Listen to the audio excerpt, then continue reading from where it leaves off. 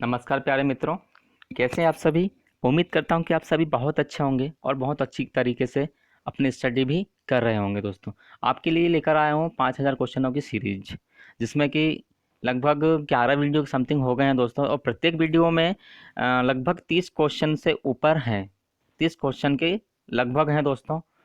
तो मैं उम्मीद है आप सभी से कि आप सारे क्वेश्चन को बहुत अच्छी अच्छी तरीके से आपने देखे होंगे, बहुत अच्छी तरीके से आपने अपनी नोटबुक पर भी नोट किए होंगे दोस्तों। ऐसी उम्मीद है मुझे आप सभी पर। ठीक है दोस्तों। तो दोस्तों, एक बात और कहना चाहूँगा, आप लोगों का साथ नहीं मिल रहा है मुझे। आप लोग लाइक करें, शेयर करें, सब्सक्राइब जरूर करें दोस्तों सारी वीडियो को, और साथ में अपने ही नोटबुक में इन सारे क्वेश्चनों को लिखें दोस्तों। बहुत इंपॉर्टेंट क्वेश्चन है दोस्तों, आप समझें इस बात को। ठीक है दोस्तों, तुम्हारे लिए बहुत ज़रूरी है दोस्तों। ये सारे क्वेश्चन पिछले वीडियो में, सॉरी पिछले पेपर में आ चुके हैं। ठीक है दोस्तों, हम चलते हैं हमारे पहले प्रश्न की ओर। पहला क्वेश्चन है दोस्तों अपने स्क्रीन के सामने। भाषा के संदर्भ में सत्य कथन है। भाषा के संदर्भ में सत्य कथन है। तो दोस्तों ये है आंसर। भाषा अर्जित संपत्ति है। भाषा को दोस्तों हम अर्जित कर सकते हैं। भाषा परिवर्तन भी हो जाती है दोस्तों। भाषा को हम ग्रहण भी करते हैं, अनुकरण भी करते हैं दोस्तों, और अर्जित भी करते हैं। ठीक है दोस्तों, ये भाषा के प्रति सत्य कथन है। ठीक है, अगला प्रश्न है दोस्तों अपने सामने। लिपि के विकास क्रम में पहली लिपि कौन सी है। तो लिपि के विकास क्रम में पहली लिपि दोस्तों चित्रलिपि है। कौन सी लिपि है दोस्तों? चित्रलिपि है दोस्तों। ठीक है, अगला क्वेश्चन। परिमल किनकी संस्था थी? परिमल नए लेखकों की संस्था थी। अगला क्वेश्चन। हम निहारते रूप कांच के पीछे हाफ रही है मछली। ये पंक्ति किसकी है दोस्तों? फिर से देखते हैं पंक्तियों को दोस्तों। हम निहारते रूप कांच के पीछे हाफ रही मछली, ये पंक्ति है अज्ञे जी की। किसकी दोस्तों? अज्ञे जी की। अगला क्वेश्चन देखते हैं। हित हरिवंश को किसका अवतार माना जाता है? हित हरिवंश को किसका अवतार माना जाता है दोस्तों? तो हित हरिवंश को बांसुरी का अवतार माना जाता है। अगला क्वेश्चन। आचार्य रामचंद्र शुक्ल ने किस उपन्यास को काव्य कोटि का उपन्यास कहा? तो दोस्तों वो उपन्यास है राधा कांत। अगला क्वेश्चन। नई धारा के द्वितीय उत्थान काल का एकमात्र उपन्यासकार शुक्ल ने किसे माना? क्वेश्चन फिर से देखते हैं। नई धारा के द्वितीय उत्थान काल का एकमात्र उपन्यासकार शुक्ल ने किसे माना है? तो दोस्तों वह किशोरीलाल गोस्वामी को। किसको माना है? किशोरीलाल गोस्वामी को। इसको किसने माना दोस्तों? तो आचार्य रामचंद्र शुक्ल जी ने, नई धारा के। ठीक है दोस्तों, द्वितीय उत्थान काल। ओके, अगला क्वेश्चन। रघुवीर सहाय ग्रंथावली कितने खंडों में विभक्त है? रघुवीर सहाय ग्रंथावली कितने खंडों में विभक्त है? तो दोस्तों यह 6 खंडों में बांटा गया है। 6 खंडों में बांटा गया है। रघुवीर सहाय ग्रंथावली को 6 खंडों में बांटा गया है। अगला प्रश्न। मुक्तिबोध की प्रसिद्धि का मुख्य हेतु है। मुक्तिबोध की प्रसिद्धि का मुख्य हेतु है लंबी कविता। कौन सी कविता? लंबी कविता। नया खून नामक पत्रिका का संपादन कहाँ से हुआ? नया खून नामक पत्रिका का संपादन नागपुर से हुआ। कहाँ से हुआ दोस्तों? नागपुर से हुआ। कुवलयमाला कथा के रचनाकार है। कुवलयमाला कथा के रचनाकार है दोस्तों उद्योतन सूरी। कौन है दोस्तों? उद्योतन सूरी। अगला क्वेश्चन। खुसरो की रचना खालिक बारी वस्तुतः है। खुसरो की रचना खालिक बारी वस्तुतः है फारसी हिंदी संकलन। कौन सा है दोस्तों? फारसी हिंदी संकलन। अगला क्वेश्चन। किस समीक्षक ने विद्यापति की पदावलियों को जीव और परमात्मा के संबंध का रूपक माना है? किस समीक्षक ने विद्यापति की पदावलियों को जीव और परमात्मा के संबंध का रूपक माना है? तो ये आनंद कुमार जी स्वामी, आनंद कुमार स्वामी जी ने। अगला क्वेश्चन। सिंधी भाषा का विकास अपभ्रंश की किस बोली से माना गया?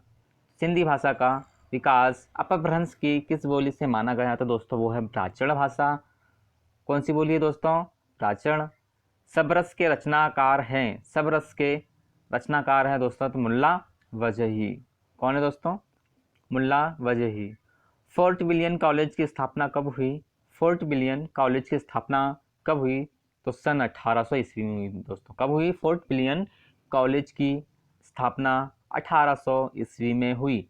ठीक है, अगला प्रश्न है, बेकसी का मजार उपन्यास के लेखक हैं? बेकसी का मजार उपन्यास के लेखक हैं दोस्तों प्रताप नारायण श्रीवास्तव जी हैं। कौन है? प्रताप नारायण श्रीवास्तव जी हैं। बेकसी का मजार उपन्यास के लेखक प्रताप नारायण श्रीवास्तव जी हैं। अगला प्रश्न, सरस्वती पत्रिका के प्रथम संपादक हैं? तो बाबू श्याम सुंदर दास। सरस्वती पत्रिका के प्रथम संपादक है दोस्तों बाबू श्याम सुंदर दास। अगला प्रश्न, किसकी पंक्ति है? गिरा अर्थ जल विचि सम कहियत भिन्न भिन्न भिन्न ना भिन्न। दोस्तों फिर से देखते हैं, किसकी पंक्ति है? गिरा अर्थ जल बिचि सम कहियत भिन्न ना भिन्न। यह है तुलसीदास जी की पंक्ति। किसकी दोस्तों?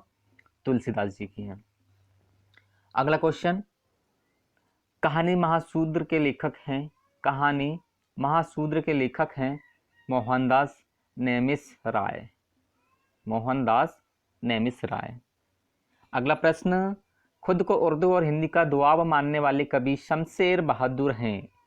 शमशेर बहादुर हैं जिसने हिंदी और उर्दू का दुआब माना है खुद को, वो है शमशेर बहादुर। अगला प्रश्न, गाथा या गाहा कहने से किस लोक प्रचलित काव्य भाषा का बोध होता है? प्राकृत भाषा का। किसका दोस्तों? प्राकृत भाषा का। गाथा या गाहा कहने से किस लोक प्रचलित का काव्य भाषा का बोध होता है? तो दोस्तों प्राकृत भाषा का। भरवे रामायण में कितने भरवे हैं या कितने पद है? तो वो है 69 भरवे रामायण में 69 भरवे हैं। अगला प्रश्न, केशव का जन्म किस नदी के किनारे हुआ? केशव का जन्म किस नदी के किनारे हुआ? तो केशव दास का जन्म बेतवा नदी के किनारे हुआ। खड़ी बोली का अरबी फारसी रूप है? खड़ी बोली का अरबी फारसी रूप है उर्दू भाषा। खड़ी बोली का अरबी फारसी रूप है दोस्तों उर्दू भाषा। मुस्काता चांद ज्यों धरती पर रात भर मुझ पर तुम्हारा ही खिलता चेहरा, पंक्ति किसकी है? मुस्काता चांद ज्यों धरती पर रात भर मुझ पर तुम्हारा ही खिलता चेहरा, ये पंक्ति है मुक्तिबोध जी की। किसकी दोस्तों? मुक्तिबोध। ठीक है, अगला प्रश्न, प्रसाद के किस रचना का कथानक प्रसाद के किस रचना का कथानक महाभारत पर आधारित है? तो वो है सज्जन। प्रसाद के किस रचना का कथानक महाभारत पर आधारित है? तो वो है सज्जन।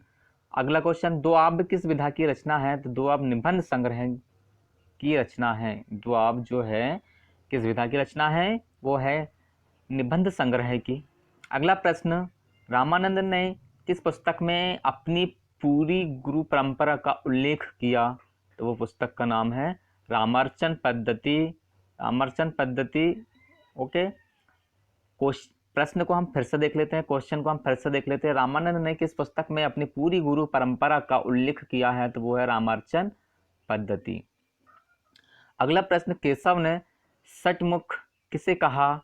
तो कीर्तिकेय को सचमुख कहा। किसने दोस्तों? तो केशव ने कहा सचमुख कीर्तिकेय को। अगला प्रश्न, विश्व का प्रथम शैक्षिक सम्मेलन किसने आयोजित किया था? विश्व का प्रथम शैक्षिक सम्मेलन किसने आयोजित किया? तो वो है दोस्तों राजा जनक ने। किसने? राजा जनक। अगला प्रश्न, किसकी पंक्ति है उर्दू के बढ़ते प्रभाव को देखते हुए खेद प्रकट करते हुए कहा था? रस्म रिवाज बाखा का दुनिया से उठ गया। किसकी पंक्ति है उर्दू के बढ़ते प्रभाव को देखते हुए खेद प्रकट करते हुए कहा था? रस्म रिवाज बाखा का दुनिया से उठ गया। तो ये है दोस्तों सदा सुखलाल जी ने कहा। सदा सुखलाल जी ने कहा था। सदा सुखलाल जी ने कहा दोस्तों। प्रगट किया कबीर ने सात दीप नौखंड, पंक्ति किसकी है दोस्तों? सत्येंद्र जी की है। डॉक्टर सत्येंद्र जी की है दोस्तों। प्रगट किया कबीर ने सात दीप नौखंड, पंक्ति है सत्येंद्र जी की। ओके, अगला प्रश्न, रह गई दिशाएं उसी पार उपन्यास के लेखक संजीव है। कौन है दोस्तों? संजीव। अगला प्रश्न, मोहभंग का सर्वाधिक प्रखर स्वरूप स्वर किस कवि की रचनाओं में दिखाई देता है? मोहभंग का सर्वाधिक प्रखर स्वरूप स्वर किस कवि की रचनाओं में दिखाई देता है? तो वो है धूमिल की। मोहभंग का जो है प्रखर जो दोस्तों सबसे ज़्यादा दिखाई देता है तो वो है धूमिल जी की। ओके। मोहभंग काल कहा जाता है साठोत्तर काव्य काल को। मोहभंग काल कहा जाता है साठोत्तर काव्य काल को। अगला प्रश्न, केवल कविता के लिए कविता करना तमाशा है किसका कथन है? केवल कविता के लिए कविता करना तमाशा है, ये कथन किसका है दोस्तों? तो महावीर प्रसाद द्विवेदी जी का है। अगला प्रश्न, प्रसाद की किस रचना को स्मृति काव्य कहा गया? प्रसाद की किस रचना को स्मृति काव्य कहा गया दोस्तों?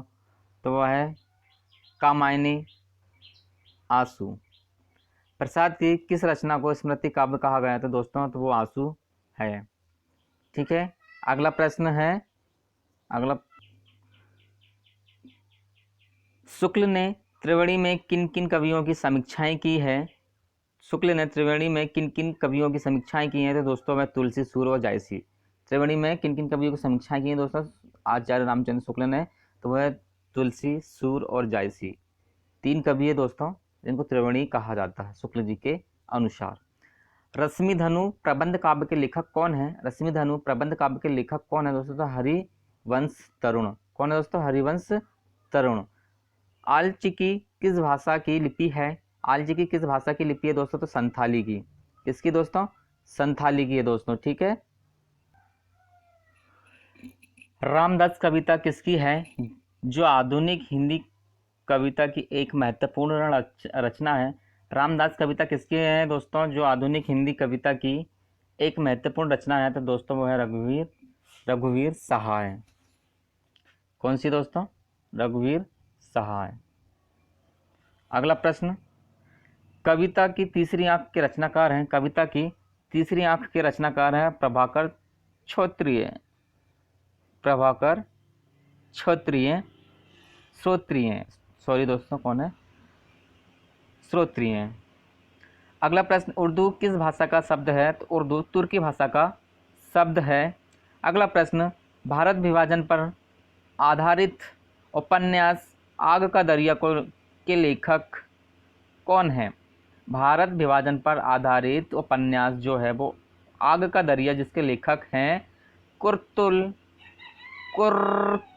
एन हैदर। कौन है दोस्तों? कुर्तुल एन हैदर। अगला प्रश्न, हंगामा हुआ ढेर लेकिन सूरत नहीं बदली। हंगामा हुआ ढेर लेकिन सूरत नहीं बदली किस कवि की पंक्तियां हैं? तो वह दुष्यंत कुमार जी की।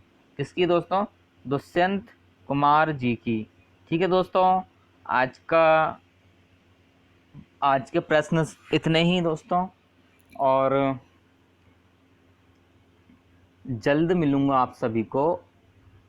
ठीक है दोस्तों, और दोस्तों से, आप लोगों से, सभी मित्रों से मेरा आग्रह है दोस्तों, इस चैनल को लाइक करें, शेयर करें, सब्सक्राइब करें दोस्तों, और सब्सक्राइब करते वक्त बेल आइकन को भी प्रेस करें, जिससे कि हर आने वाली वीडियो का नोटिफिकेशन आप सभी को सबसे पहले पहुंचे, ऐसा मेरी इच्छा है दोस्तों।